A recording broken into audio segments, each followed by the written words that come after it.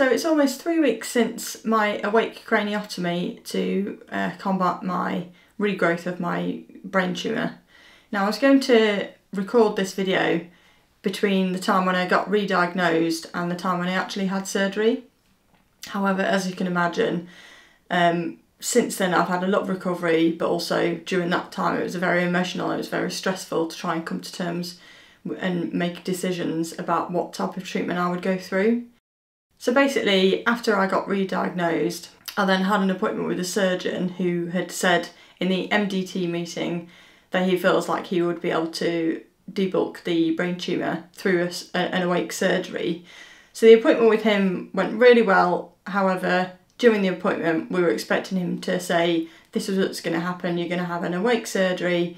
it will go X, Y and Z through each steps. However, what actually happened during the appointment was he gave me the option of having an awake surgery or just going straight into chemo. But with the awake surgery, he believed, although he could do it,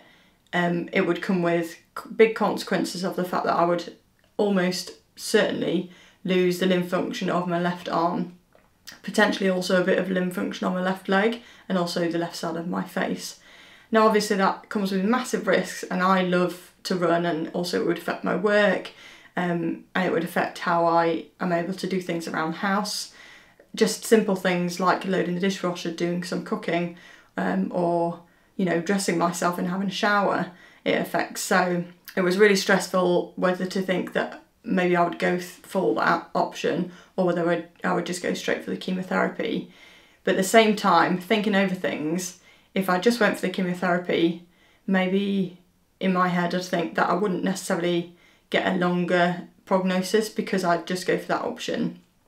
Whereas if I go for the debulking surgery, there's the potential that I could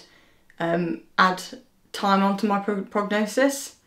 Now obviously with many different brain tumours the prognosis isn't great in the first place, and originally I was diagnosed with a grade 3 anaplastic astrocytoma, which gives potentially 5 years, 10 years at quite a maximum range there. After the surgeon's appointment, there was just over a week before the next appointment that I'd got, which was for a functional and DTI MRI. This was to determine how close the tumour was going towards the areas of the left side of my functional skills. So for that scan, I went into the scanner, had the normal MRI, came out, had the contrast put in, went back into the scanner, and what I had to do with my left hand and then my right hand when the radiographers were shouting through was to tap on each finger with my thumb, just as and when they would tell me to, and I also had to open as far as I could and close my hand like that, just in the scanner, but without trying to move the rest of my body, so that the scan was able to scan my brain as still as possible. In the week in between the surgeon's appointment and the MRI, we met up with loads of friends and family, but also we had to unfortunately cancel a trip to Amsterdam which my wife Jen had booked for me for my 33rd birthday. Now because we had to cancel that and we had a week free of scans and things, rather than just sit and dwell on trying to make a very stressful decision, we decided we'd just book a last minute trip to Centre Parks and do loads of different activities, which was so good and just took our mind off things. Obviously we were still thinking of it from time to time, but it just gave us that sort of break to disappear for a little while and have some time to ourselves. The day after the MRI we actually met with the surgeon, so it was very fast, and actually that was really helpful because it made sure that we weren't stressing as much about the results from the MRI. Now the surgeon looked at the scan and believed that it was far enough away that he'd be able to cause minimal function loss to my left side, which obviously after having surgery we now know that isn't necessarily the case. We believe that there is partial loss currently, however I'm hoping that I'm going to be able to, with physio, gain some of that loss in my left arm back. I've got slight weakness in my left leg, but my left side of my face is absolutely fine. Since looking at the scan, the surgeon has compared it to the MRI that I had 1 month previous, which was where I got my re-diagnosis. And because it's grown in that time as well, only in a month, he believes that it has progressed from a grade 3 to now a grade 4 anaplastic astrocytoma. Now, because he'd spoken to us about that in this appointment, obviously we came away from the appointment absolutely devastated that it had progressed to a grade 4. Because this obviously brings my prognosis down, which would have been around 5 years from the first time I got diagnosed to around 12 months. And although he explained with the hope of extending that 12 months to the potential of 18 months with having a debulking surgery. With having that kind of news is obviously very devastating for myself, for Jen, my wife, but also my friends and family. And it was very, very tough to start making them phone calls again, to have to tell them about the re-prognosis.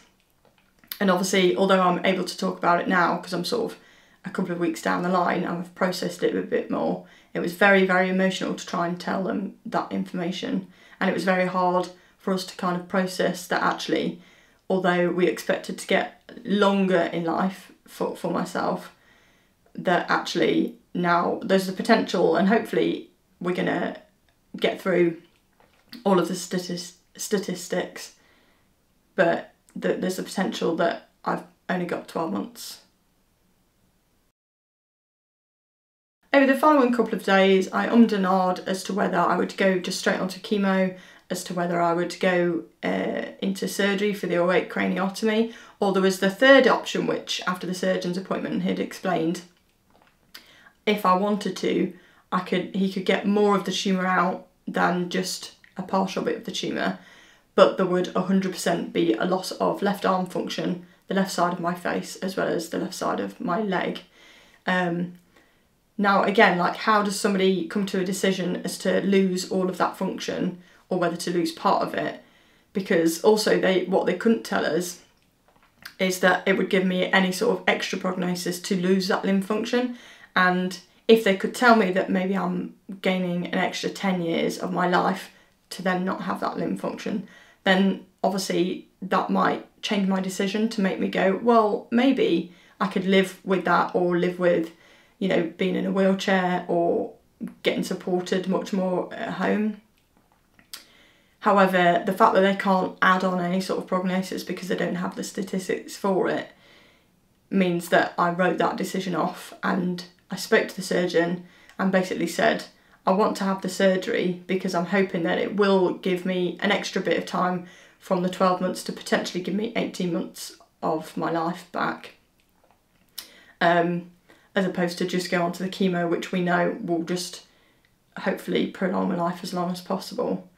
So it's such a difficult decision, but the decision I made was to go for the awake craniotomy and go for the surgery. The following day, I went to disablement services at the hospital, where firstly I spoke to the psychologist, who took me through what my worries might be about the awake surgery, because I was informed by the surgeon that I would be put to sleep first, and then gradually with the anaesthetics they would slowly wake me up and then get me to do certain tasks with my left arm, so that they were aware as to when they were getting close to the left arm function. I was worried about the fact that as I was waking up that I might become panicked and anxious and then try and move or want to get out of the situation. Now, she was able to calm me down and say that if that was to happen, that you could use box breathing techniques where you breathe in for 4 seconds, hold your breath for 4 seconds, and then slowly breathe out for another 4 seconds.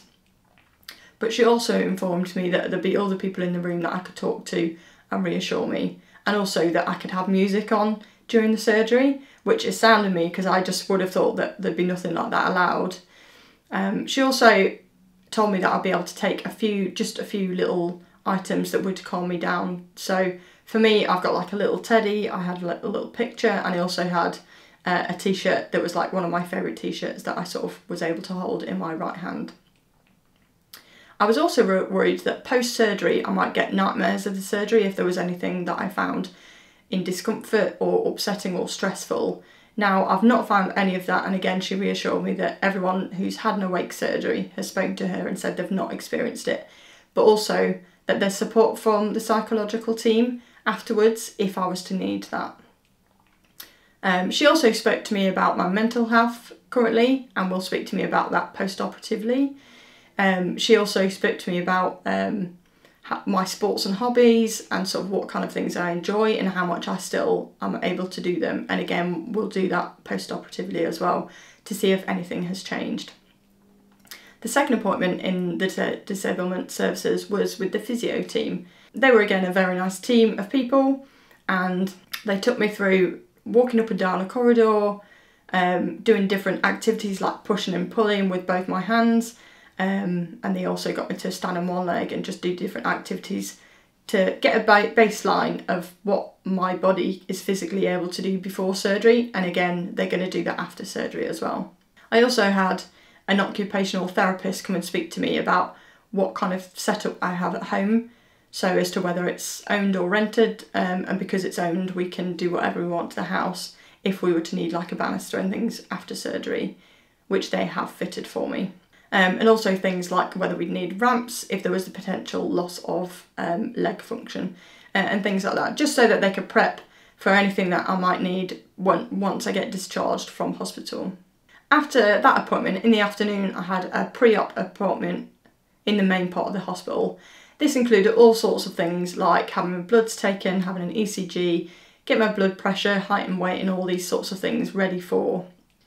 surgery basically. In this appointment I also went over to see the anaesthetic team. In there was a lovely lady who spoke to us about the way they're going to use the anaesthetics and different types of drugs, so intravenous drugs as well as gas and air, to firstly put me to sleep and then wake me up during the surgery, and reassure me that they would maintain a level of pain relief, because they would have to put certain bits of pain relief in my forehead which would then gradually wear off. And it should that wear off, they would put more in, or should I be feeling like there was going to be a seizure, or should a seizure come on, they would put ice packs on my head to then prevent it or calm it down. After all of them appointments, we were absolutely exhausted and came home and just basically chilled out and then just went to sleep, because it was so much talking to loads of different departments and so much information to take on. And between then, which was the Thursday, and the following Monday, I could decide as to whether I still wanted to go ahead with the surgery or not, because it was my decision up until even going into surgery. I could still say, no, I'm okay, I just want to go on to chemo instead, and stop it all right there. The following Monday, we got back and had a phone call with the surgeon, who just checked as to whether I was still wanting to go ahead, which I explained that I did. However, I only wanted to go ahead to the point of where I still keep as much limb function as possible. After speaking to the surgeon, I was actually quite reassured and was ready to go into surgery the next day. I did strangely manage to sleep quite well that night, but I think because I'd been so prepared by the team at James Cook Hospital, they were so reassuring and so confident that I'd be able to get through the surgery absolutely fine without any stress and being uncomfortable, that just gave me the courage to do it in the first place. So the next day I went in for surgery, and I'll be doing another video about the surgery process and how it all felt for me. So keep watching and see you next time. After